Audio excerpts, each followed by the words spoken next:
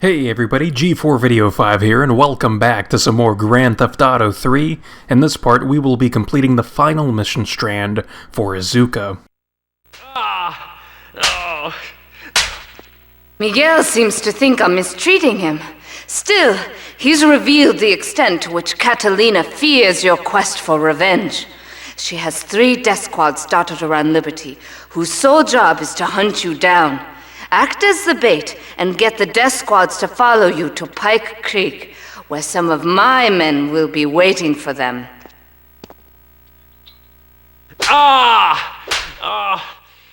Ooh, very interesting bits of information there, as Asuka mentions that Catalina fears Claude's quest for revenge, as she's extracted such bits of information from Miguel in a pleasurable way for herself. So I've got to say props to her, for not only having a good time there, but also for giving us some info that is relevant to our interests. And I suppose even props to Miguel there for taking those hits like a champ. I mean, that's got to be a miserable existence at this point. And honestly, speaking of miserable existences, we have this lift bridge situation where the bridge is rising as we want to cross it. So something that can kind of alleviate the pain of having to wait here is that 99.9% of the time when you tap into another driver that is also parked by the lift bridge waiting for it to come back down, they will actually start taking off and driving as if the bridge is already back down, even though, as you saw back there, it clearly was not back down, and they'll end up becoming an hero and drive directly into the water. So it's just this silly scenario that can play out that, kind of occupies your time a little bit for at least 1 second out of the 10 seconds it takes for that bridge to come back down. But anyways, though, now that we're across the bridge and here in Shoreside Vale, we can go about doing our objective here, which is to lure the 3 hit squads that are parked around Shoreside Vale, and more specifically around the Cedar Grove area of Shoreside Vale.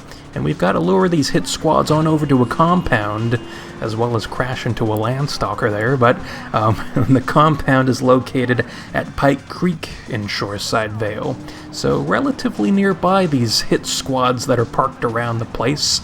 And something you can do is take care of these hit squads one by one if you wanted to, if you find that easiest.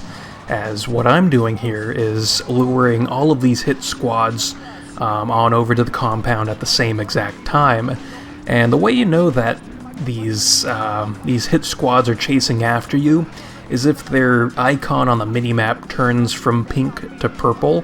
I mean, you can obviously stick around and look at them if you wanted to, but I prefer not doing that because they are very aggressive in their driving, so I wouldn't want them to crash into me too much. So yeah, we're just kind of basing our information off of the little markers on the minimap there that are very helpful in telling us information like that. So now that we're here at the compound, you can see that we have all of these Yakuza gang members, and I like this mission for that, although it's inconvenient, because I'm sure Claude can handle these hit squads on, all by himself. You just perform a drive-by on them or something, or pull out a rocket launcher and blow it up that way. But, we have these AI kind of contributing to the downfall of these Colombian cartel hit squads that are in Sentinels rather than their normal cartel cruisers, so that's kind of cool there. But, it's just, I like when the AI contributes to completing an objective or something like that. They're helping us out, even though we don't need the help, but, it's nice to have them there, I think. So you can see we've made quick work of these Colombian cartel hit squads by just performing a drive-by on their vehicles as they ended up coming into the compound one by one. So, yeah, I just like doing it like this rather than going from hit squad to compound, then back to hit squad, then back to the compound, and so on and so forth. Miguel certainly has some of that famous Latin stamina. I'm quite exhausted. We underestimated Catalina's plans for SPANK. It reaches far beyond the yardies selling it on the street corners. The cartel have a front company, the Kappa Coffee House. They've been selling SPANK through the street stalls. We have no choice but to put these drug stands out of operation. Smash them to splinters! Ooh, I'm sure Asuka enjoys having somebody who can match her stamina there, getting a bit of a workout while getting frisky. I like it. But, I've got to say, this concept of what we have going on here is a bit off, because it's like, how are the Colombian cartel getting away with selling SPANK at espresso stands?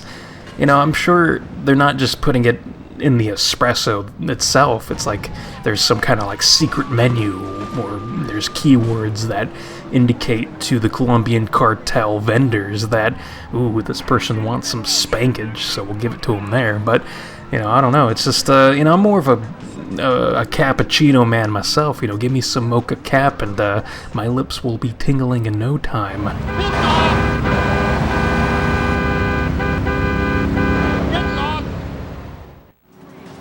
But, hopefully it makes sense what I'm trying to say. It just seems like an undercover cop or something would kind of blow up the whole operation going on. And, ooh, it's funny, I'm using the words blow up since I'm using the rocket launcher to destroy these stalls. And, I also have a 20-foot blow-up doll named Viganta sitting next to me. But, it's pretty cool because you can destroy these stalls not only by using the rocket launcher, but you can also use grenades, and you can also crash into these stalls like you saw right there, so it's kind of a pick-your-poison type of thing. And, you can be strategic in what you want to do to execute destroying these things. So there's going to be a nice little mix of, methods being used during my attempt of doing this mission. And, I like what I'm doing here. And here on Staunton Island, we have 5 of these stalls that you have to destroy. And then on Portland, there's going to be 2 stalls. And then on Shoreside Vale, you're going to get 2 more stalls. So there's going to be 9 stalls total. Kind of an odd number, quite literally, to destroy during this mission. And it's a little awkward if it's like your first time playing through this mission or playing through the game, because you won't know where the stalls are located until you start driving around these islands. Like, the game only gives you the initial stall to destroy, and then from there you're kind of just left on your own to figure out where these stalls are located. And they're always going to be at the same locations. It's just, you wouldn't know exactly where those locations are if it's your first time playing through the game or whatever. So, it's kind of why they give you a pretty decent amount of time there. But, I know as a kid when I first played through this game, that time limit was not enough to figure out where these stalls were. I was just completely lost when I first played through this game. But these days, it's not so bad. Although St. Mark's, I think, is still just as bad as it ever was. To an extent, because they do kind of make St. Mark's a bit more manageable. Like, it is intimidating, like, oh my god, one of these stalls is located here in St. Mark's, and you got the mafia running around the place with their shotties, just spraying their shots at you all over your face. It's disgusting what's going on. But, thankfully during this mission, they remove the mafia's shotguns and replace them with Uzis. So they still do have their pistols, but instead of shotguns, they have Uzis in place of that, so that's quite nice. But, I still don't like involving myself with the mafia too much. Like, if too many of them gang up on you, that's just asking for trouble there, so it's best to avoid all that. So I like doing that little strategy of kind of being stealthy and hiding behind that wall that, leads to Salvatore Leone's mansion, so... that's my tactic there. So now that we've taken care of that second stall in Portland, we can move on to Shoreside Vale. And this first one is pretty close to the airport. I suppose you can use that little road that leads to the front of the airport, and then that'll take you around on over to that stall a bit more directly. But it's like we got the rocket launcher, so we can afford to be a bit more long range with our strategies for destroying these stalls, I think. But the second one here in Shoreside Vale is like right in front of the hospital, and it's kind of weird because it's like the Colombian cartel are really pushing their luck with these stall locations, because it seems like there's at least one of them on each island that's relatively nearby, like police stations, and, in this case, they're directly across the street from the police station, so, maybe it's like that supports the theory that they're paying off the police so they can continue operating these stalls. I really don't know. It's a very odd situation here, much like this guy just kind of staring at this wall now that we've passed this mission. Do we technic some more now, or just wait for it to turn black and fall off? Give it a quick prod. Oh, what is that gooey yellow stuff? Oh, hey, babe! My handyman. I was bored, so I came over to keep Asuka company. She's got the makings of a natural, this girl. She's managed to extract this little gem from our guest. There's a plane coming into Francis International in 2 hours' time. It is full of Catalina's poison. You can avoid airport security by getting a boat out to the runway light buoys and shooting the plane down on its approach. Collect the cargo from the debris and stash it. Oh, you be careful now, okay, baby? Now try the chili oil. Ooh, well, that sounds mighty tasty if I do say so myself.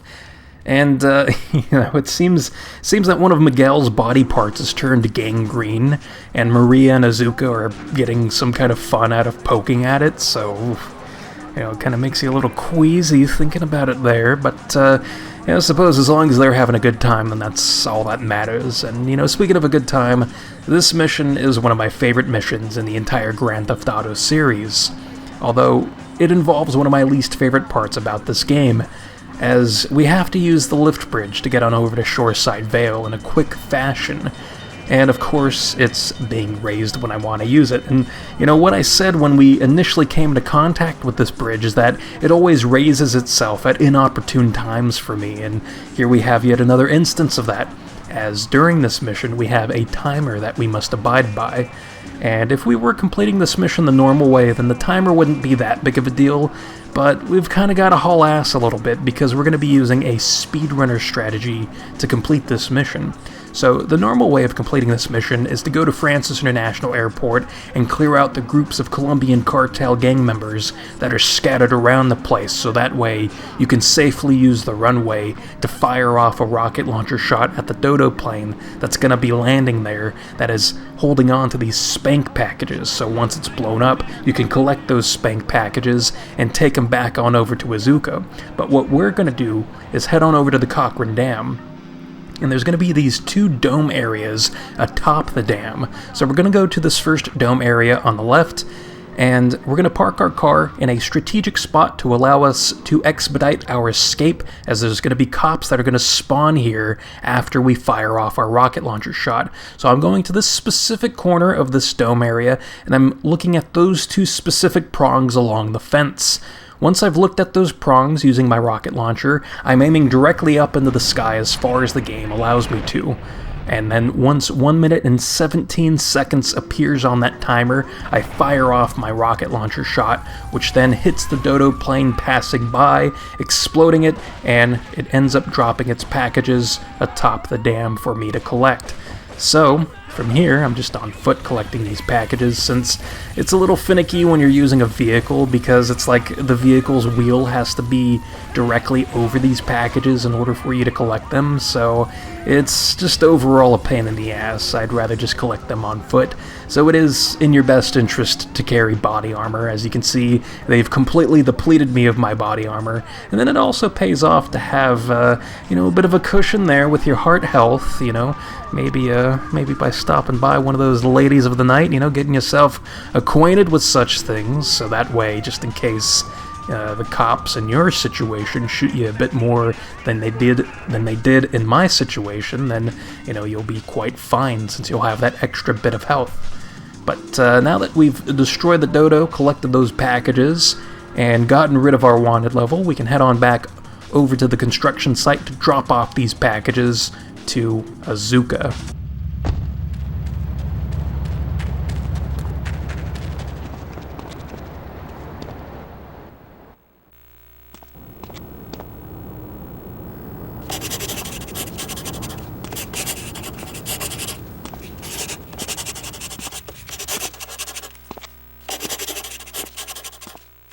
So with the completion of that mission, the leader of the Yakuza, Asuka, is now deceased, Miguel has been put out of his misery, and Maria has been kidnapped and held for ransom by the Colombian cartel and Catalina, although maybe that's what Claude has been wanting all along, a reason to directly interact with Catalina, so Maria is the perfect element to that, so interesting development there.